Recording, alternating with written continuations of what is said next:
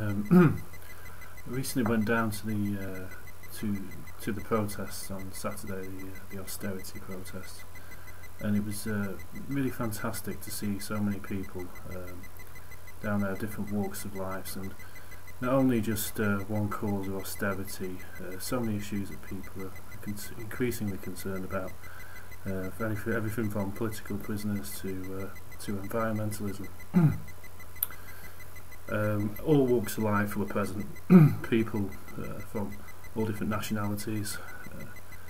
There's teachers, people from the various trade unions. But what I was really shocked about was the coverage by the BBC. Obviously I couldn't see the coverage while I was actually at the march, but afterwards the actual coverage, the little snap clips, if you could call them that, were absolutely shocking. The protest, the march went extremely peacefully. The reports of the numbers by the BBC were extremely underestimated, saying there's only tens of thousands, when if you was actually there you would realise that it was considerably more than tens of thousands. It was hundreds of thousands, 150,000 plus. The march started at 11 o'clock, on its way to Hyde Park, past Parliament, Pall Mall, and by 4 o'clock there were still droves of crowds, droves of people going into Hyde Park. So that was one issue that I had about the BBC's coverage. Of course, you know, they couldn't wait to see if there was any trouble. They would be, they would be reporting on that. There was a minor skirmish, but everybody was, on the whole, peaceful. The police were present, usually outside Starbucks cafes. Surprise. More of a franchise protection society, if you will. And there were just it was just fantastic to be part of it, to actually feel the humanity, and to know that people are really still concerned about many of the issues and many of the developments that's happening, particularly with the coalition government, and how it's behaving both in our country and abroad. One thing that there was a shame, really, was how it ended in Hyde Park. I feel that, you know, people's passion and expression is diluted by and used by the trade union leadership. Once you got there to Hyde Park, you had to be very quick in order to see Ed Millieweed, if you will. Sorry. But the leadership of the trade unions, in my opinion, are part of the problem.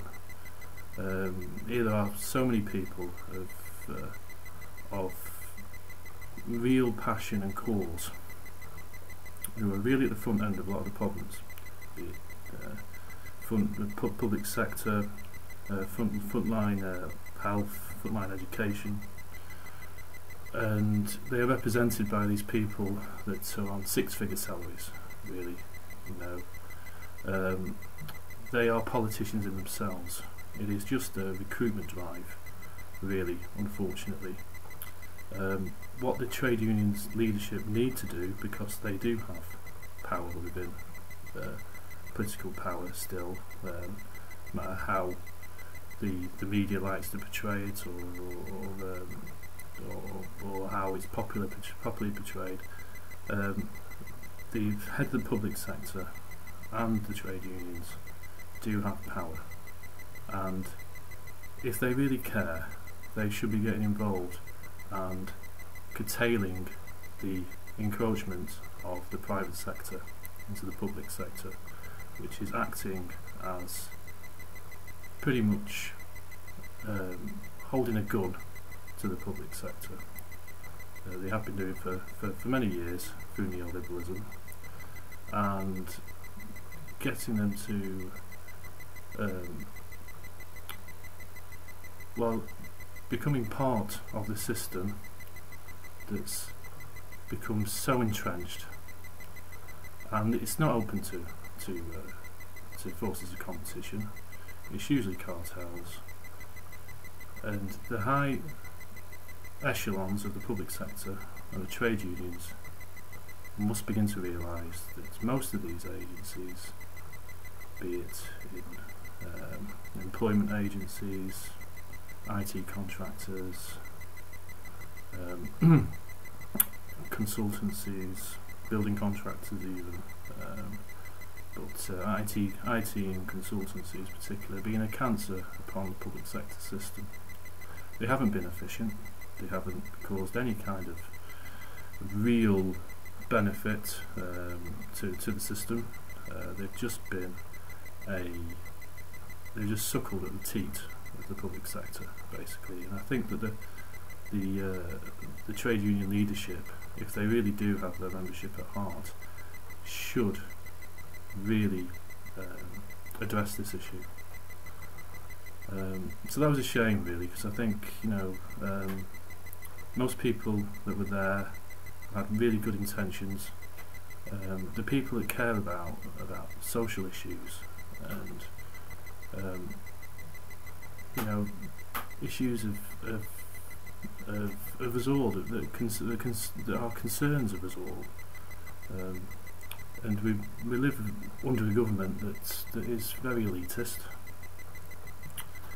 Gideon Osborne and David Tarquin Cameron III, or whatever title he may have, it's very, very elitist and is very out of touch. You know, they might try and dress it up. I know he's a PR man, so he will try to dress it up. But this is the truth, you know. And you know, I'm not affiliated to any union. I'm politicised. Do have you know, opinions on things, but you know, I think they try to dress people up, particularly in the media, but also, you know, the politicians try to dress up now any kind of protest, any kind of issue that the people have. They try to almost be patronising and condescending towards it, like, you don't know, we know all the big issues, you know.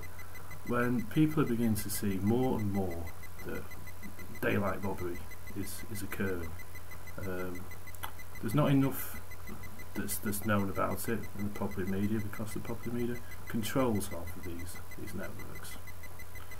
There's not enough known about how white collar crime is taking away so many billions to the system that should be going to frontline provisions. But you know, I think we are becoming slowly more aware that, you know, the issues of the government and the policies of the government are often against us. It's a clique of vested interests, and as I extend that, you know, I'm not particularly party affiliated in any way. I extend that to most organised politicians. It's a clique of vested interests. I think it's very important that people get involved and spread the word through social networking of different issues and injustices, and help each other to become more aware of what's happening, and, you know, not just watch that TV screen, the murder box in the corner of the room, and take everything on face value. You know, take it into account, but do your own research. You know, don't just listen to anybody. Don't just listen to me. You know, don't just listen to one opinion. be critical, because I think we have to be. We have to be today, in how things are going, and how the mass media is extremely biased, extremely organised. So yeah, that's my little soapbox for the time being, and thank you very much.